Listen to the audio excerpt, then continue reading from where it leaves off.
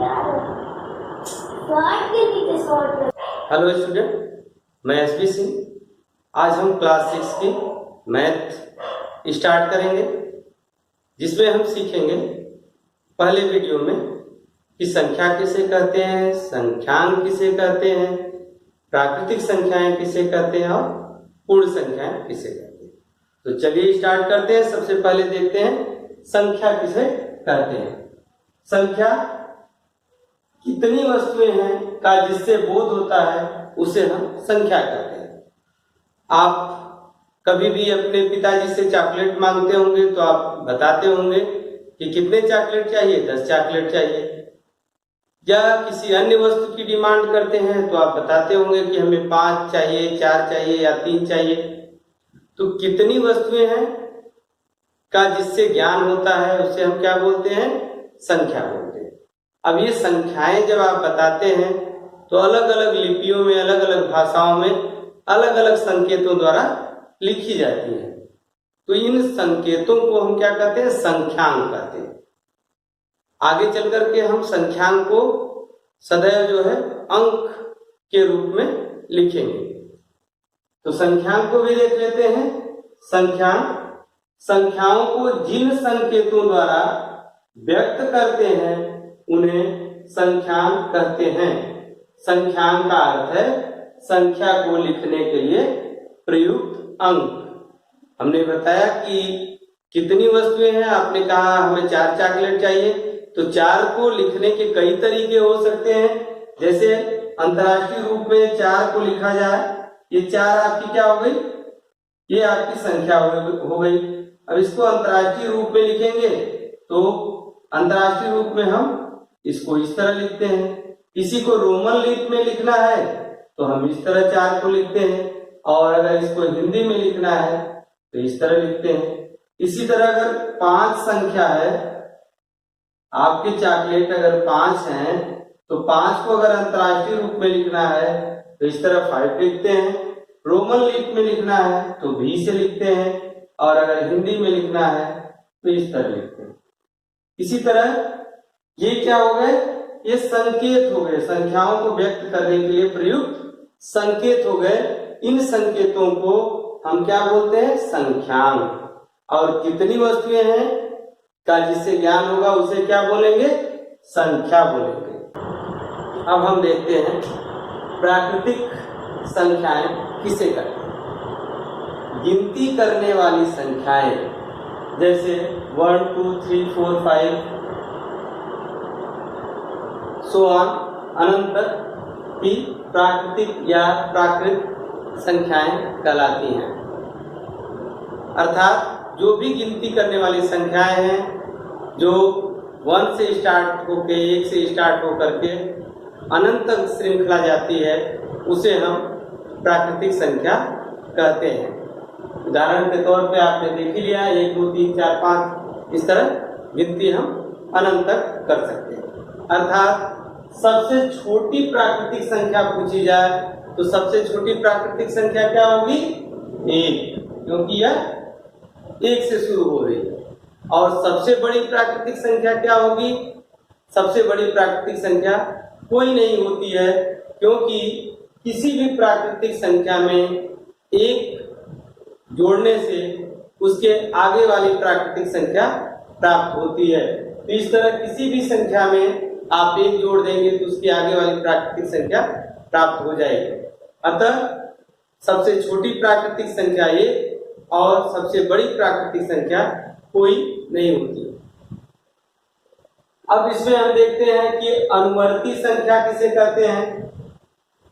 किसी प्राकृतिक संख्या में 1 जोड़ने पर उसकी अगली प्राकृतिक संख्या प्राप्त होती है, जिसे उसकी अनुवर्ती संख्या कहते हैं। इसको इस तरह समझ सकते हैं, जैसे एक प्राकृतिक संख्या है 51। अब इसकी अनुवर्ती प्राकृतिक संख्या क्या होगी, इसमें 1 प्लस कर दीजिए। इसमें हमने क्या किया, +1 कर दिया, तो यहाँ पे आपका 52 अर्थात 52 जो होगा यह इसकी अनुवर्ती संख्या हो जाएगी। अब सपोज करिए कि एक प्राकृतिक संख्या है 1000, इसकी अनुवर्ती संख्या ज्ञात करनी है तो क्या करेंगे, इसमें एक जोड़ देंगे। तो एक जोड़िए, 1000 प्लस 1।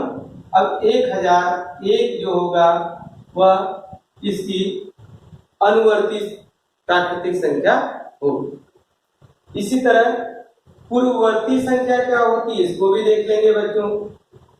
किसी भी प्राकृतिक संख्या से एक घटाने पर उसके ठीक पहले वाली प्राकृतिक संख्या प्राप्त होती है, जिसे हम पूर्ववर्ती प्राकृतिक संख्या या पूर्ववर्ती संख्या कहते हैं। इसको भी देख लेते हैं उदाहरण के तौर पे। पहले इसकी परिभाषा देख लेते हैं। किसी प्राकृतिक संख्या से एक घटाने पर उसके ठीक पहले वाली प्राकृतिक संख्या प्राप्त होती है, जिसे उसकी पूर्ववर्ती संख्या कहते हैं। इसको उदाहरण के तौर पे देख लें। हम वही फिर से लेते हैं। हमारी प्राकृतिक संख्या है 51। अब इसकी पूर्ववर्ती प्राकृतिक संख्या प्राप्त करनी है तो क्या करेंगे, एक घटा देंगे। 51 से एक घटाएंगे तो कितना आएगा, 50। तो 50 आपकी क्या हो गई, पूर्ववर्ती प्राकृतिक संख्या हो गई। किसकी पूर्ववर्ती, 51। इसी तरह दूसरा उदाहरण लेते हैं, 1000। तो 1000 से एक घटाएंगे तो कितना आपको प्राप्त होगा, 999। तो 999 1000 की क्या होगी, पूर्ववर्ती प्राकृतिक संख्या। फिर से मैं रिपीट कर दे रहा हूं। प्राकृतिक संख्या क्या है, गिनती करने वाली संख्याएं एक से लेकर के अनंत तक, उसे हम क्या कहते हैं, प्राकृतिक संख्या कहते हैं। अनुवर्ती संख्या किसे कहेंगे, किसी भी प्राकृतिक संख्या में एक जोड़ने से ठीक उसके बाद वाली प्राकृतिक संख्या प्राप्त होती है, जिसे हम उसकी क्या कहते हैं, अनुवर्ती संख्या या उत्तरवर्ती संख्या कहते हैं। अब देखते हैं पूर्ववर्ती संख्या। पूर्ववर्ती संख्या क्या होगी, किसी भी प्राकृतिक संख्या से एक घटाने पर उसके ठीक पहले वाली प्राकृतिक संख्या प्राप्त होती है, जिसे हम क्या कहते हैं, पूर्ववर्ती प्राकृतिक संख्या कहते हैं। अब हम देख लेते हैं कि पूर्ण संख्या किसे कहते हैं। पूर्ण संख्या किसे कहेंगे, जब हम प्राकृतिक संख्या में शून्य को भी सम्मिलित कर लेते हैं तो उसे हम क्या कहते हैं, पूर्ण संख्या कहते हैं। पूर्ण संख्या या होल नंबर जो होता है वो किसको कहेंगे, जब शून्य को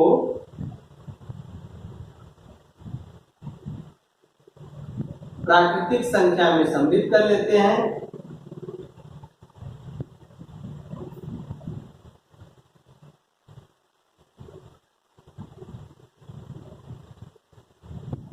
प्राकृतिक संख्या में सम्मिलित कर लेते हैं तो उसे हम क्या कहते हैं, पूर्ण संख्या।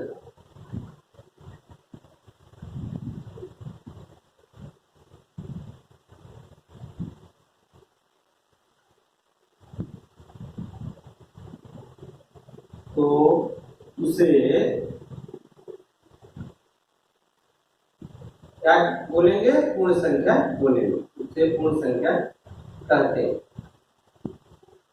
इसका भी उदाहरण हम देख लेंगे। अभी हमने देखा कि प्राकृतिक संख्या हमारी क्या है, 1 2 3 4 5 6। इस तरह हम बढ़ते जाएंगे, इसमें 1 जोड़ते जाएंगे, इसकी अनुवर्ती या उत्तरवर्ती संख्या प्राप्त होती जाएगी। कोई भी बड़ी प्राकृतिक संख्या प्राप्त नहीं होगी। अब ये पूर्ण संख्या कब बनेगी, जब इसके पहले हम इसको क्या करेंगे, शून्य को जोड़ लेंगे। प्रत्येक लिपि में पहले 1 से 9 तक की संख्याओं का विस्तार हुआ था। भारत में जब शून्य की संख्या ज्ञात की गई तो फिर शून्य को जोड़ करके बाकी बड़ी संख्याएं बनाई गई।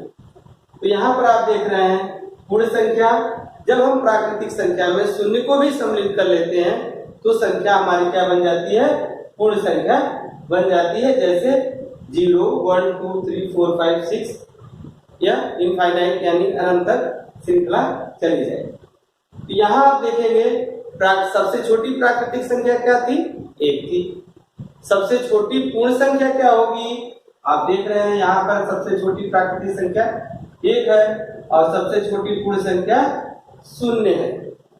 और सबसे बड़ी पूर्ण संख्या क्या होगी? सबसे बड़ी पूर्ण संख्या कोई नहीं होगी। क्यों? क्योंकि इसलिए नहीं होगी क्योंकि किसी भी पूर्ण संख्या में 1 जोड़ेंगे तो उसके ठीक अगली उत्तरवर्ती संख्या प्राप्त होगी और इस तरह श्रृंखला आपकी बढ़ती है। तो कोई बड़ी पूर्ण संख्या नहीं होती है, कोई बड़ी प्राकृतिक संख्या नहीं होती है। छोटी प्राकृतिक संख्या 1 और छोटी पूर्ण संख्या 0। अब इस तरह